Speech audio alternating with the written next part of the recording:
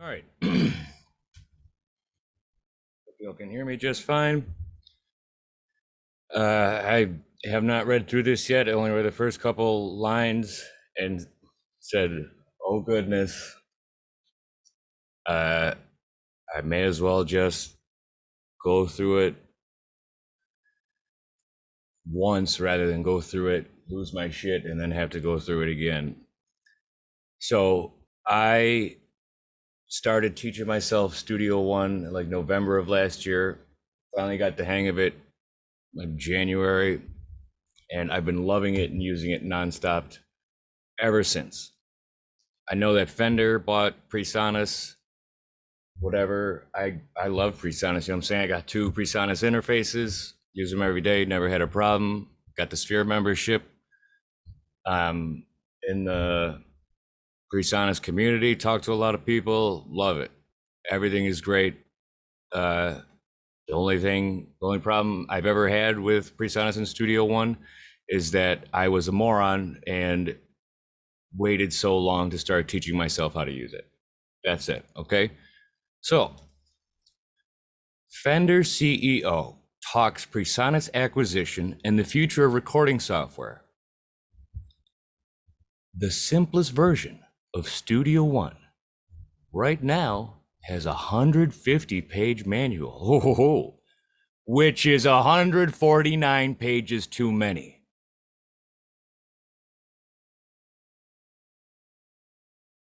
I think you need to take away more features, make it simpler and more intuitive and less expensive.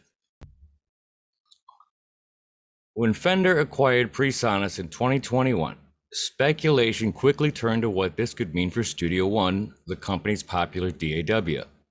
Thus far, it's been pretty much business as usual, and it better stay that way. The version 5.5 update released in January was very much an evolutionary one, I agree. Even though I was a noob, that mastering page. But in a recent interview with Music Radar, Fender CEO Andy Mooney suggested that the software's future could be simpler, more intuitive, and less expensive. There ain't nothing intuitive about stripping features away. That's dumb.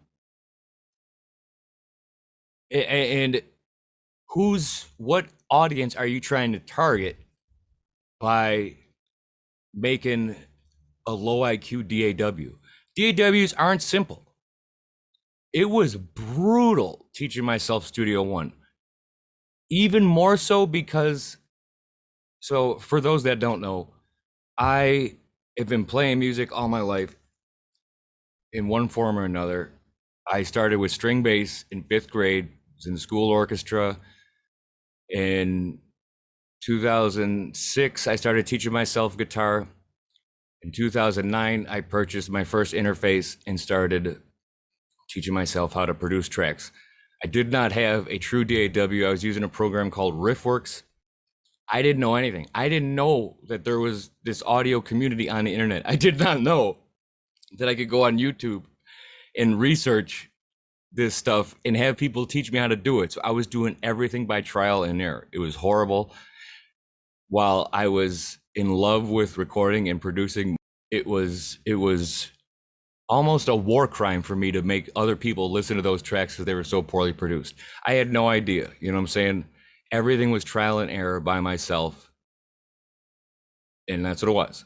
So I quit that, and I quit everything with music, not just producing, but even playing my instruments in 2012.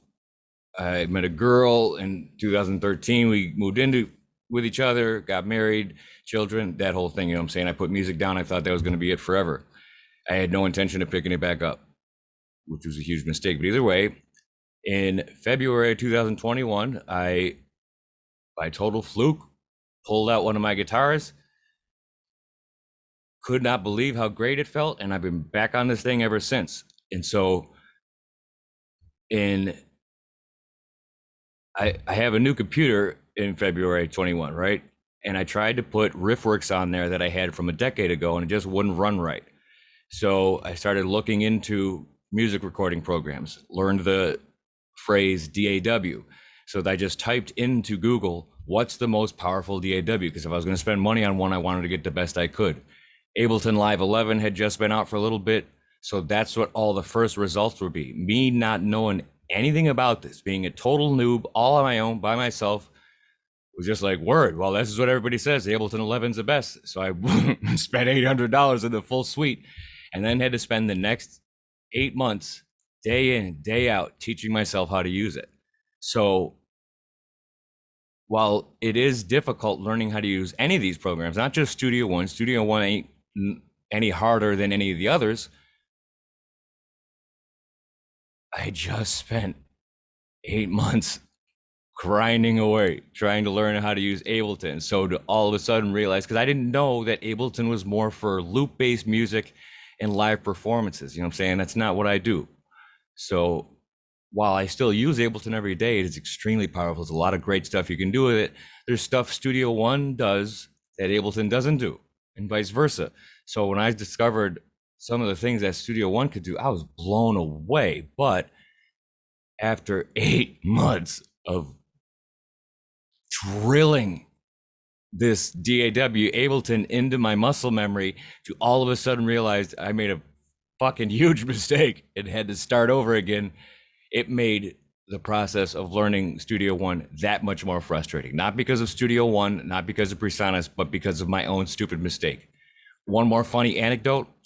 When I first got the Ableton 90-day free trial, I was having trouble with my 10-year-old interface. It was 10 years old. So I ordered a PreSonus 24C, which shipped with Studio One. When I saw that, I was like, Studio One, what the hell is that? I don't need this Bobo shit. I got Ableton. And I could have started right then, and I didn't. And believe me, I kicked myself for a long time with that. But I eventually got the hang of Studio One, and I love it. I use them both, Studio One and Ableton, every day. They're great. Anyway. Fender CEO Andy Mooney suggests the software's future be simpler. I want to see who this dude is. Let's see who this dude is.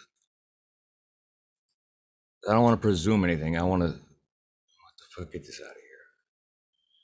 Oh, okay. A rich white man. Got it. Completely out of touch. He's sitting there with his board of directors and his stockholders trying to figure out how we can, get the quarterly returns up. Anyway, when asked if Fender plans to use PreSonus' tech to do for recording what it's done for guitar learning via Fender Play, I don't know what that is, i.e. make it accessible and user-friendly, i.e. try and milk as big of a market share as we possibly can, my words, that's not here. Mooney replied by saying, having dabbled in recording myself, dabbled, not sit here grinding every day like we're doing, opened up a DAW and said, you know what? I'm going to the lodge or I'm going down to my golf club. What the fuck do they call them things? Anyway, you know what I'm saying? Like a rich asshole exclusive golf fuckboy club. I don't know. Mooney replied by saying, having dabbled in recording myself, I've never found a DIW I didn't need an MIT degree to actually use. I don't have an MIT degree. It just took me some time. And listening to the right people. But I didn't really have to do all that. I just had to put the time in. That's all you got to do. I taught myself Ableton 11 and Studio One all on my own. With no experience, no background in this, no schooling, nothing. So, maybe don't spend so much time out on the links and or whatever you do.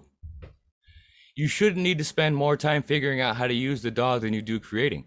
Once you learn it, that's it, bro.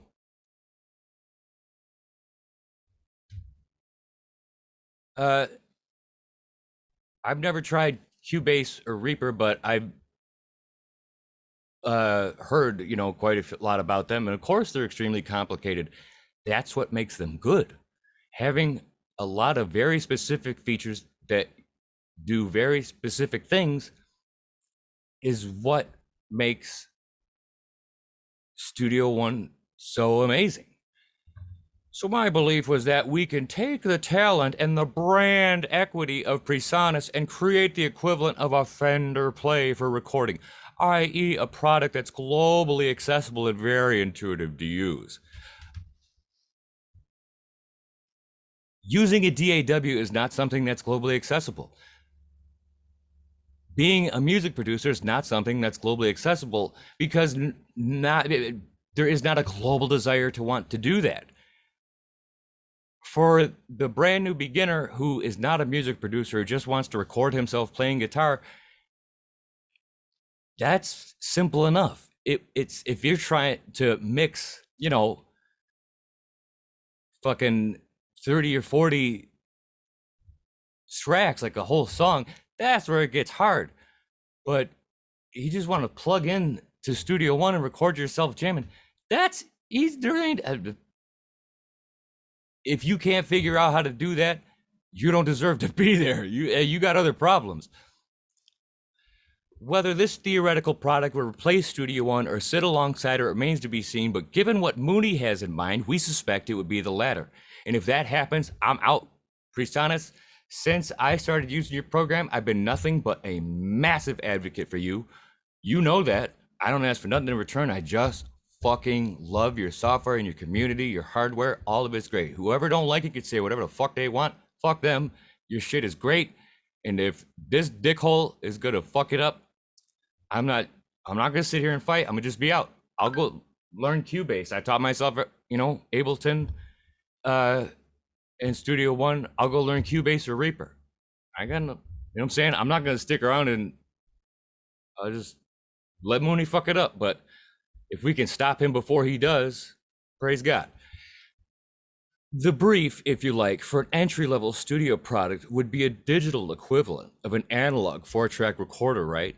And in fact, even that's too complicated because these days with digital, you can have a guitar and then hit one button and you'll get drums and bass. So you can sit down and just record intuitively. Good, so don't go fucking with it. If Fender goes down this road, comparisons will be drawn to what Apple did when it bought original Logic Pro developer eMagic back in 2002. Logic has been maintained as the top-tier production software, but Apple used the eMagic team's expertise to help it create GarageBand, its entry-level DAW, which it launched with a little help from John Mayer in 2004. However, it seems that the recording platform that Mooney has in mind is even easier to use than that, which means it's going to suck ass. The people that will be attracted to using that are going to be people who don't want to fucking spend money on your shit. They ain't going to get no Sphere membership. They're not going to get no fancy interfaces. None of that. They're just going to be hobbyists. They're going to be rich old dudes who want to show off for other rich old dudes. I bought this fucking $13,000 Stratocaster or $13,000 Stratocaster on Reverb. Let me show you my power chords. You know what I'm saying? That's what it's going to be. The simplest version of Studio One right now has a 150-page owner's manual, which I have said to the team is 140 pages, 149 pages too many. Yeah, because you're an idiot who doesn't know how to read. I've never looked at the manual, not once. I know how to use Studio One quite well. He says, because you should be able to get out of the box, press one button, and you're off to the races. So that's, again, a very easy brief, but very difficult to execute. But there has been a gravitational pull by aficionados that just keep jamming more and more features in the DAWs, when in fact, I think you need to take away more features, make it simpler and more intuitive and less expensive. Yo, dumbass, the aficionados are the motherfuckers that use the shit every day. Some of them professionally for their careers to feed their families. I'm not one of them, but I just do this because I just fucking love it. I hope to get to that level one day.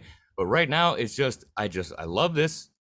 The more complex, the more features, the more you can do with it, the better the overall program is. The more useful it will be to more people, the more globally accessible it will be, the more globally appealing it will be. If you strip this down and make it simple, you are shrinking your market share there, sir. You will be appealing to just total noobs who aren't gonna pay you for shit. when this new recording platform will launch, and whether it will be offered via a Fender Play-style subscription is still to be confirmed, but Mooney revealed the German software team that Fender inherited for PreSonus is working on it right now. Well, there it is, ladies and gentlemen. Mr. Mooney and Fender, y'all are about to fuck up big time just to try to bring in some short-term, quarterly numbers to make your golf. I know it's not golf club. What the hell do they call that?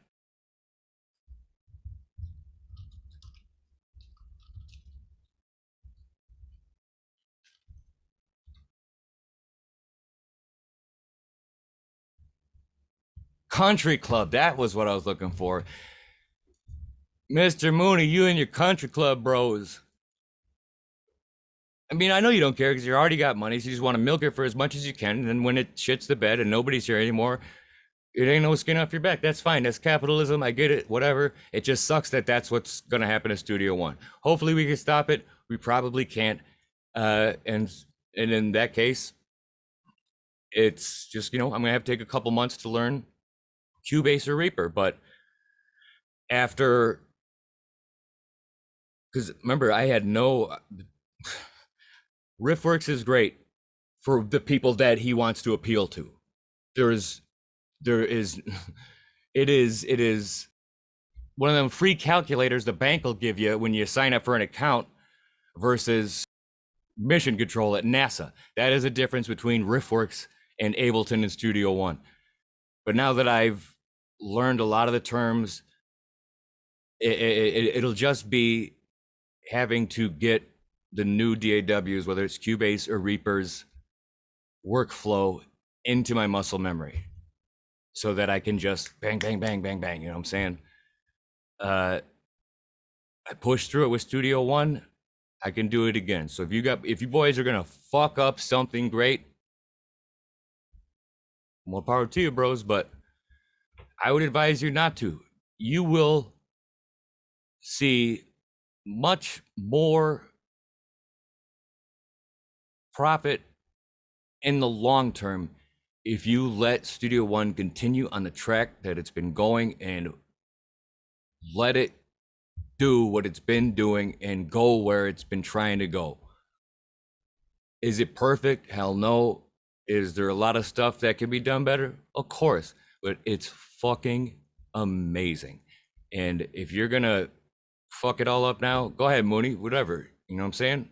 Smoke a cigar for me, but from an absolute nobody who's completely insignificant and doesn't matter a bit at all for anything to any of these motherfuckers,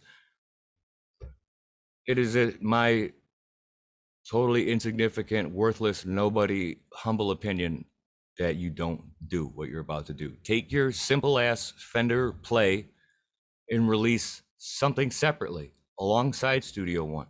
Let the noobs get at that. Don't fuck up something good, because the internet will not let you forget it. Good day, children. That's my take. What a world we live in. Endless Meece out.